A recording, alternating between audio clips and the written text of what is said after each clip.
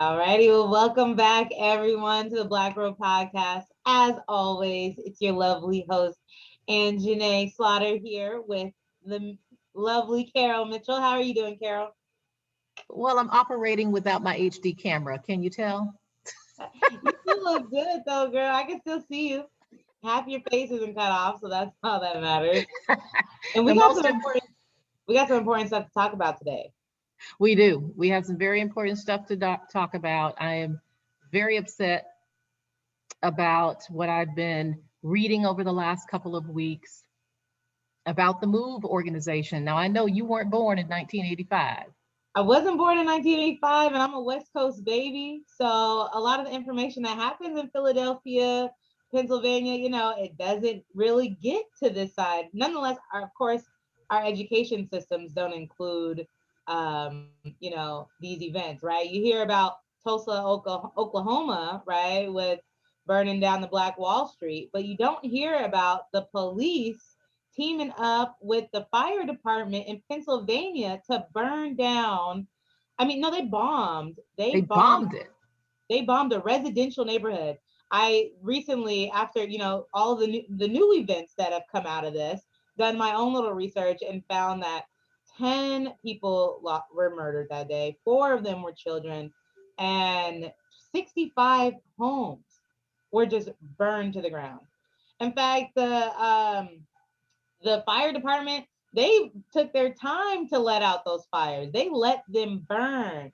And then as I'm reading more into this event, I also found that the police were like armed and ready to fire if the residents escaped these burning buildings.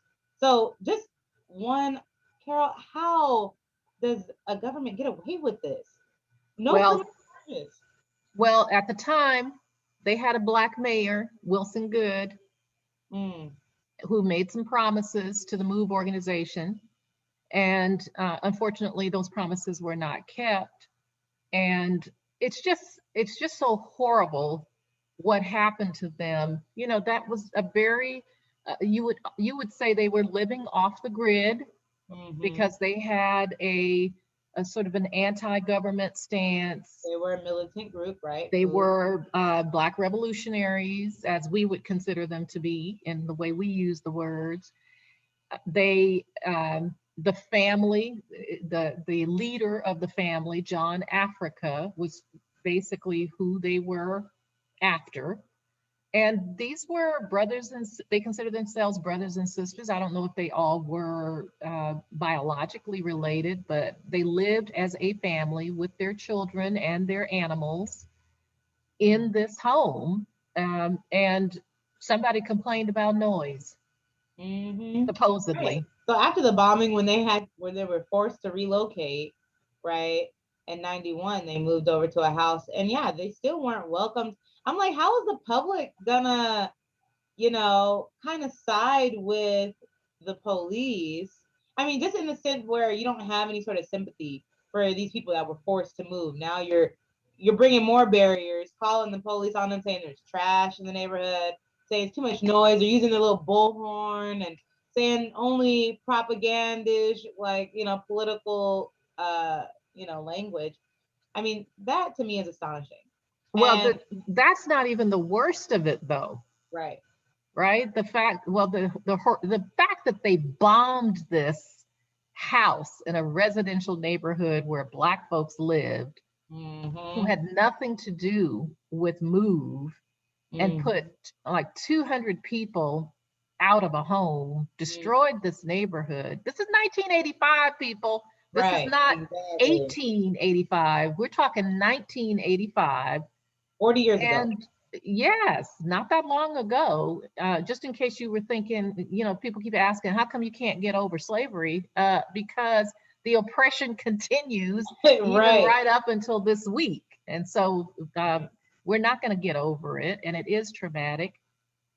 The horrific part is that the Penn Museum, the Pennsylvania Museum at the University of Pennsylvania, and Mm-hmm. Princeton University held on to the bones of the babies that were lost the children. Oh, Actually, there were 5 children. there's Apparently, they've 5. updated it. 11 people died, 5 children.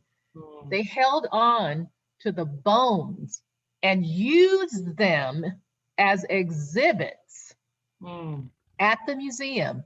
Researchers at UPenn and Princeton used the bones of these babies Oh my as God. part of their classroom instruction for 35 years. Mm-hmm.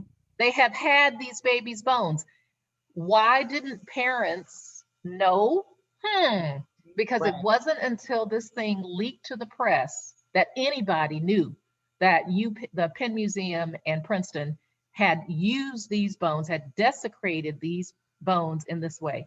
The Move organization, they had a particular ritual that they follow when someone in their organization dies, like lots of cultures do.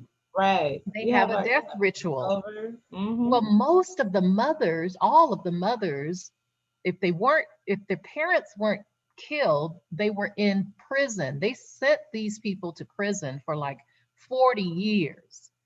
And this past week, those mothers and some of those fathers and the younger sisters and brothers, people who were children themselves who survived the bombing, held a press conference. Shocked. I cried all the way through the press conference because it was so shocking. One, they were bombed. Two, they were incarcerated for not even, there was no proof that they had anything to do with the death of a police officer, which is what this was all ultimately about. Okay. And so the judge sentenced the whole family for the death of a police officer without any evidence that Wow. any of them had actually shot the gun or who had actually shot the gun. They were all sent to prison. Their children, the mothers didn't find out that the children were dead because they were in prison. Prison. And corrections officers came to the jail cell, opened the door, and said, "Your kid is dead," and slammed it back. Oh my God. This is what happened to these people. And now you find out that their children's bones are being treated as if there's some sort of dinosaur exhibit by Mm-hmm. these, quote, prestigious Ivy League universities. You know, researchers and scientists have been exploiting our bodies and our families for, I mean, years, centuries, decades, really. I mean, there was this, I mean, racism that was embedded in our Western science, and just belief that, Black women didn't experience pain at the same level as white women, right? Or, and I feel like that philosophy or just ideology has, you know, continued with time, right? Just to think that it's okay to house these these bodies, not even just artifacts. We're not talking about fossils, dinosaur fossils, we're talking about human bones, right? That need to be Mhm. laid to rest. I Well, mean, supposedly they were helping the medical examiner identify who these children were. Um, okay, so then what? After you have done that, that takes about 2 weeks. it's been Why 35 years later do you still have those babies' bones in your possession? And why are they on display like there's some sort of an art exhibit? mhm, It's just so outrageous yeah, and being perpetrated by institutions that hold themselves out to be so much further along on the continuum, so mhm, much more, quote, woke right. than anybody They sent else. out an apology. University What of is that Pennsylvania. worth? What is that worth to a mother Yeah. who, first of all, learns while she's wrongfully incarcerated that her baby is dead because of this bombing? And second of all, learns that her baby's bones have been held for 35 years without her permission, by the way. Mm, Nobody asked the permission of any relative to do this. Nobody. yeah. And that to me goes to one of the points I want to leave with our audience today. Being incarcerated should not strip you of all of your parental rights, to decide what happens to your child, whether that child is living or dead. So that's one. Secondarily, what kind of law would allow Penn Museum and Princeton University to pass these babies' bones back and forth between them? By the way, at one point, Princeton said, we don't have them, and Penn said, I don't have them. They didn't even know where these babies were. They were held in boxes on a shelf somewhere. Oh my God. It's just so utterly distasteful, outrageous, criminal. Yeah. And the MOVE organization has basically said in their press conference, we don't trust anything they tell us. We don't even know if these would actually be our babies if they gave us the box. Right. We don't know whether or not we want anything from them, because what can they give us? They've already taken our babies' lives and our lives. So what could they possibly do as restoration, reparation? What could they do? Right. And we were just last week talking about reconciliation with law enforcement. I mean, do you see how much history and background context is built in, like, you know, to justify the distrust amongst, you know, communities of color in the law enforcement? I mean, essentially they're a gang of themselves, right? With no accountability. How in the world is the fight? I mean, how do you just get written off with negligence and just say, oh yeah, it was negligent that the, you know, fire department didn't do their job, but it wasn't criminal. Yeah, you know, right. We're the militant individuals for not trusting the government. Well, and it's sort of a self-fulfilling prophecy that what John Africa was saying is you can't trust the political system, you can't trust government officials, we don't want any part of this system. And people looked at him like he was perfectly crazy. But it's sort of like a self-fulfilling prophecy because we now see why he felt this way. And so there is a journalist who joined the MOVE organization, Mamiya, who is still incarcerated, who they want freed. And so that's one of the asks that has come out of the MOVE organization. They've also made it very clear that nobody speaks for them except them, because you know, all the folks who want to be famous are stepping up, saying something, so. And we're saying stuff too, but we're not trying to. We're not trying to be famous. For the move. We're connecting the dots. Okay, the West Coast needs to know what's going on the East Coast. Like, hey, my son-in-law is from Philadelphia, and he would have been born sometime close to the year that this happened. He's an 85, 86 baby, which means this was going on at the time that he was born. This was happening in Philadelphia. I'm just okay. I'm weary just even thinking about it. Real quickly, because we have one more big thing we have to talk about locally. I just want to touch briefly on Elizabeth City, North Carolina, and that foolishness that's happening. Since we're on the East Coast, North Carolina. Oh my goodness, that is the case of Andrew Brown Jr., who, according to his death certificate, died of a bullet in the back of the head. Was in his own driveway. A shootout happened between him and police. His son is watching. Apparently, they were executing a warrant for something drug related, and he's killed. The lawyers asked for the body cam video, and you know, Ben Crump is there, and Bakari Sellers is there. You know, all the big time lawyers have come in from town. And they're with the family, and the county attorney of Elizabeth City says, sorry, I am not effing going to be bullied by all of you. What? And you cannot be in the room with the family because you are not licensed in North Carolina to practice law. This is what he told Ben Crump, Harry Daniels, and Bakari Sellers. Oh no. You can't sit in the room and see the video. So, plan B. Right, exactly. That didn't stop. There was a North Carolina licensed attorney who had been representing the family on some of the other criminal charges prior to Mr. Brown's death, she came in, watched the video with the family. They gave her 20 seconds worth of video. 20 seconds. There were 8 police officers at the scene. She Wow. gets 20 seconds of one video. What kind of foolishness is that? Yeah. And I guess in North Carolina, the public can't see it unless somebody signs a court order. So a number of organizations have gone to court, asked for a court order. So a judge is deciding if and when the public will actually get to see the whole video, raw footage, not redacted. A whole bunch of folks have already retired, resigned, because they know what's coming. Yeah. Girl. This is crazy. 20 seconds. What are you supposed to see in 20 seconds? What was the purpose of even allowing a body cam?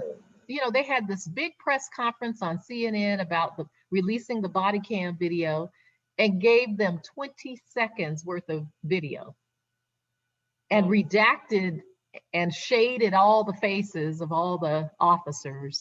Anyway, foolishness. And I hope they get what's coming to them. Louisville, Kentucky. Let's move on west. Okay. This is Department like of the Justice weather report for I'm telling you, across the state country. This is crazy. Hey, the DOJ rolled up on Louisville, Kentucky. Knock, knock. Didn't even tell them they were coming to town. That's how you gotta do. You gotta sneak up on these guys. They rolled up on Louisville, Kentucky, caught them off guard, and said, you know, well, I won't say that. They were there because of the Breonna Taylor murder. Yes. Looking into their situation. Of course, DOJ has already announced they're going to go to, they're probably in Hennepin County as we speak because of Derek Chauvin's foolishness. And then we have our own Attorney General Bob Ferguson looking into potential criminal charges against our Pierce County Sheriff. I call him Ed. Ed's behavior. Yes, they're looking into his behavior, which means that our own county council initiated investigation is on hold, on pause. And one of the criminal acts that the AG is looking into is whether or not Ed filed a false report that night when he claimed that Cedric Altimer had threatened to kill him. And it's on tape and it's written in a Tacoma police officer's report, and the Tacoma police say they stand by their initial report. So it's on and popping. It's on and cracking. We gonna need a new sheriff. What's that process? Do we just appoint, or do we? You gotta recall the old one, and then you'll have a new election. A special election.